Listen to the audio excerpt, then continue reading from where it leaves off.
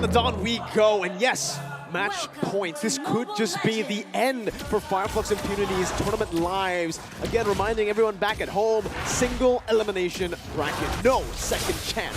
As throwing the eliminator fight here up in the XP lane, Venus, Yue, and Edward, early rotation to get Yue to level 2 to maybe force an invade, but Kura is able to clear out the waves fast enough, and Apex 47 deals with the mid wave quite well too. Down by the bomb side, at the very least, Apex is making sure that he's utilizing that Guardian's barrier to kind of slow down the waves and help them kind of get a comfortable laning phase, quickly get that level 2 as early as possible with minimal interactions whatsoever. Now, coming over to the Lethal Wanderer, I don't think this is going to be the biggest deal in the world, but my big issue is the fact that Yue is back on this Eve, and he's quite the powerhouse on it too. Now, Blacklist International's early game composition has got a lot of magical damage that we can expect. Both Yue, Edward, as well as Wise, they all dish out pretty good magical damage. As such, FIMP is very likely going to target more onto magical defense. This is where Owl might actually be able to come online a little bit earlier because FIMP put the itemization and put a lot of priority into magical defense while their physical defense is pretty much neglected. I mean, we say that, but even now, as we look at the lanes, I'm seeing that Sunshine currently level 2 compared to Owl already at level 3. It's about that control, right? Sunshine needs to win out this lane, and he needs to win it hard. And this is not even from outside influence. The 1v1 is extremely important, and this, we need to make sure, right? We are already seeing the first items come on through. We steal the pants coming in from that Brody, and from the Beatrix, it's going to be that Fury Hammer. So naturally, we are expecting Owl to make sure that he continues to dominate and control this wave as long as he possibly can. The 1v1 fight will stay for quite a bit of time. Blacklist International is already positioning themselves, preparing for this turtle fight. However, one thing that they do not know is that Kura is just right around the corner, in which... Oh, Final Slash, Deadly Catch, everything thrown at Blacklist International. Wise is going to fall there, and it's going to be Kura who picks up the turtle. Now they're going to look for some more invades as Venus walks up. Has a bit of Fury, now locking him down in the real world manipulation as Edward comes through as well. It's a combo, and it's a deadly one as Yue picks up a double kill to respond to that play over. That's so good. I mean, people tend to forget, yes, the first initial knock-up coming in from the Minotaur feels bad, but then when you follow it up at Minoan Fury, and then you go for another knock-up once again, you are just locked down for at least 4 seconds straight. It is not a fun time at all, but finally, at least for FIMP, they're recognizing that they have to play towards their win conditions, right? They got it. Oh!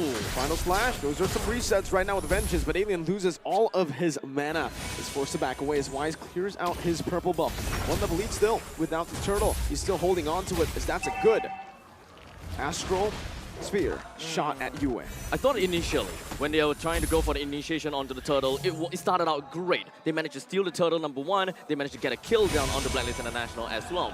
However, FIMP kind of seems as though they've got their full sense of security, whereby they are a number ahead. They should be able to continue a fight onto Blacklist International, but unfortunately it doesn't seem to be that way, because Blacklist International just didn't use that much ultimate after all. And once they had got the Minoan's Rage out, they pretty much got it pretty nicely. I mean, the way that they're rotating across the map, they're just making sure that Owl is going to be pressured on the bottom side, right? Again, these neutral objectives generally aren't going to be touched. And Kura, the fact that he's so far away, let's double check on his levels in comparison to Wise. He's currently 6-6. Okay, so that's totally fine, right?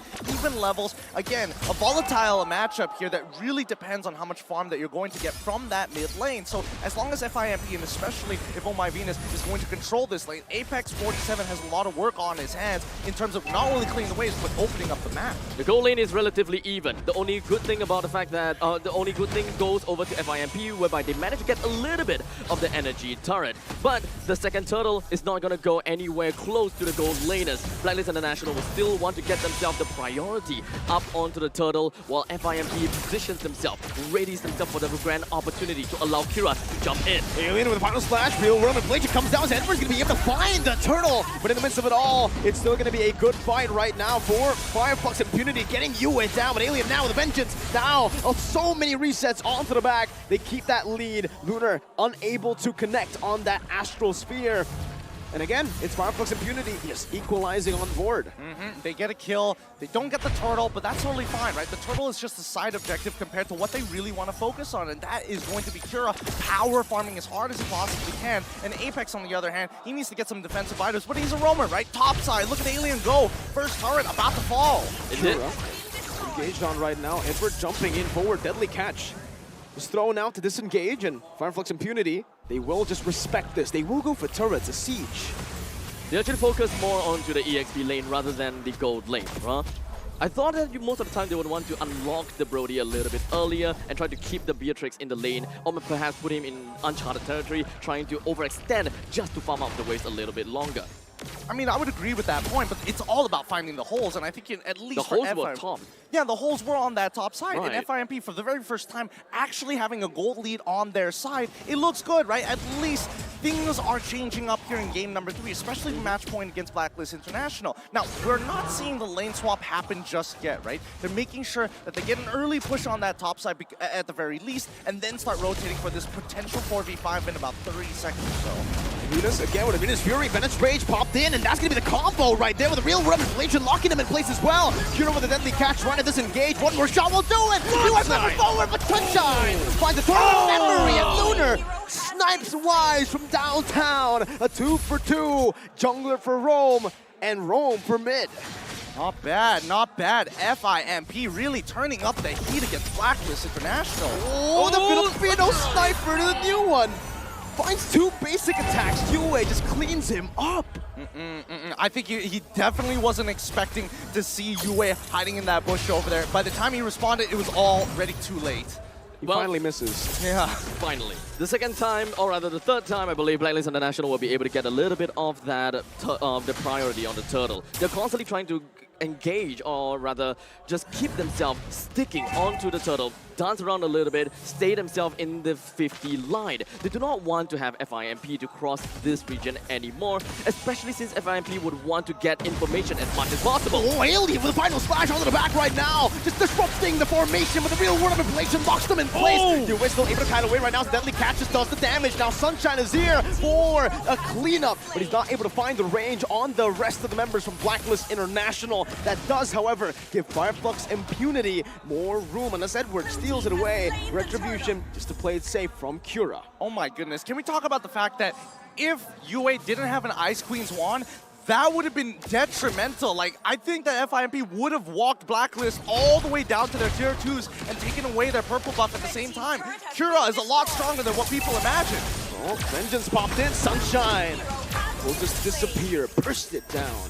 Absolutely devastating from the side of FIMP. They managed to get 2 turtles and 2 turrets so far. They're on an 800 goal lead, even though they're just pretty much losing in terms of kills, which is not necessarily that important. The turrets is what we are looking out for. Blacklist International now finds a hole up in the northern side. They get the turret down. That's the wild charge, the lockdown as well from Alien. That should be a free kill. Venus might just be next, but oh, brilliant wall to lock Venus down right now as Alien goes in for the slash once again with the final slash, is able to lock him down. Now Wise with the final slash by himself as well, saving the queen, but not for long. It's still just going to be a 1-for-1. Roamer traded in. Meanwhile, always, now with this comp, Fireflux Impunity are always looking to punish. Yep. One of the funny interactions that, again, it may not necessarily be important at certain times, but the fact is, with Lunar's ult, the Astral Echoes makes your hitbox slightly bigger.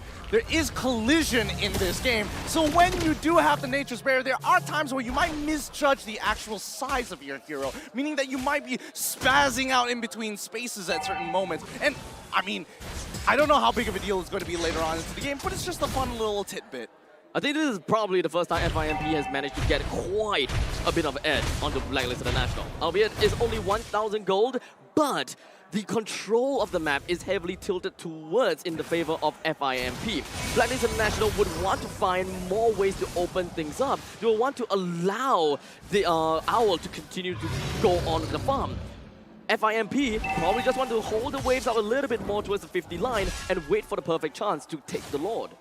I mean, considering how these team fights have been going, right? I think, you know, Alien has been doing a phenomenal job, not only buying time, but disrupting the backline at crucial moments, in a matter of fact, allowing the rest of the FIMP members to kind of walk in and set it up, right? 3 full seconds is all they need, and 3 full seconds could be the difference maker between winning a fight and losing a fight against Blacklist International around neutral objectives. The itemization here from Blacklist International is very, very intelligent. They understand that Flux Impunity, they just have the better comp when it comes down to an all-in. So they are actually building wise, especially here for Glowing One. So he's going for these prolonged team fights instead of just the burst that we naturally usually look at for Valentina. They want to hurt them, right? They want to go in and out of these fights, but at the end of the day, they still are a little ult dependent. Oh my Venus, again, once that ult is down, the rest of the FIMP are coming in hot. Almost catching them off, making sure that they're playing the space. Again, this Lord Dance, very, very versatile for Blacklist International, but FIMP, I think this is where they back off completely. That's dangerous. No wild charge. This kind of seems as though Blacklist International doesn't really have a lot of beefy front line, right? They do have a lot of damage onto their arsenal, albeit most of that is magical damage. Oh my Venus is the only one that can pretty much open up the map to some extent. Vengeance popped in. Sunshine should be dead. No wild charge to peel, to cover. Now Edward's trying to run away, getting the healing as well as Venus just body blocks all the way in the front. That's a free gold lane pickoff for Blacklist International as they look towards the Lord. Now only 11 minutes, so it's still going to be the first Lord of the game. No enhanced. Deadly catch now by Cura. It's going to be responded over. 6 sharks in the building. But it's Rage and the mirror's Bastion. Cura's going to be bursted down. Meanwhile, in the back right now, Alien tries to go for the steal, but Wise just absolutely belts Apex down like it's nothing. Alien's trying to run away. The Lord was secured as well by Blacklist International. Venus flickers forward, finding the stun. US slows him down, and final flash comes through as well. Alien's still able to sustain for now. That's the stun from downtown. Owl finds it. Venus soaks in the Astral Sphere like it's nothing, and Blacklist reclaim the gold lead. I remember you were talking about not having a beefy front line. They literally have a cow right in front of them each and every time, taking the shots. And it's great to see that Oh My Venus is not just, you know what, we have to play the fundamentals when we can push an advantage. Even the Queen is willing to flicker forward without her ultimate. It's a very different experience, right? Looking at the fact that Oh My Venus is the front line and the only, technically, the front beefy line. And we have seen other teams try to pull it off, but it just seems like they don't have enough defenses. They can't push out far enough. And this seems like this is absolutely the true Blacklist experience, where you just need a single front line of Oh My Venus to really gather yourself and to reclaim the lands that you have lost. I mean, they're reclaiming everything. They're taking every single buff, every single camp, all the outer turns pretty much at the same time and focusing on top of as well as mid. How are they going to defend this right now? Well, it's only the first Lord, so with the Deadly Catch, there's going to be another Deadly Catch response from Wise. Good shot onto Duo with the Astral Sphere. Final Flash comes down, but it's only on the 2 members, and Dominion Fury comes down as well. That's only Alien knocked up, though. Now Sunshine still free, hitting with a Total Power Memory. Used for poke. Another Astral Sphere gets thrown out. But Blacklist International, their sustain is honestly there for them to just be comfortable. I mean, this is going to be... they just managed to get the first Lord, and trying to clear all of the outer turrets is going to be their main part of the game. They did manage to bring the inhibitor turret low. Hold on. Alien might just be bursted down. Oh, he goes for the what? And he's going to be slain. Meanwhile, wild charge flicker combo from Apex 47, but no one's there to follow it up. Apex might just fall right now from the burst. Coming down. Edwards dashing forward. Apex still able to survive. Blacklist International choose to back away. They will take the dub with the Alien pickoff. I could feel it. I could feel the leash being pulled around Edward. It's like, no, Edward. Stop. I know you got the electrify Stop. beats. You got to sit back, relax, and take it slow. Notice that he already has plenty of items on his side. He's been farming mighty fine. Wow. They time it so well to find that. Cura, his orange buff is stolen away, now slowed down by Yue, and Edward comes through with some damage. Blacklist International, 1-man advantage. They can use this, or they can choose to just play the discipline route. 20 seconds for the Lord. Why risk it? I mean, there is still the second tier defense turret at the bottom lane, right? Eventually, if they do get the second Lord, they can just push it all down in one fell swoop. The top lane inhibitor turret has gone down, so it's we pretty much know the Lord will pillage us up top. Then they will take the middle lane and the bottom lane in tandem. That way, FIMP would have not a lot of answers to work with. Blacklist International just need to take things a little bit slowly. They do have the Minotaur to keep up with the sustainability. So Blacklist International, it is all about discipline and just holding themselves back. I don't know. It's looking really, really bleak for FIMP. What used to be a lead now is turned into a 5.3k gold lead for Blacklist International. And I mean, they can hold them hostage, literally. Oh! Apex 47 forced to use the wild charge, but it does not matter.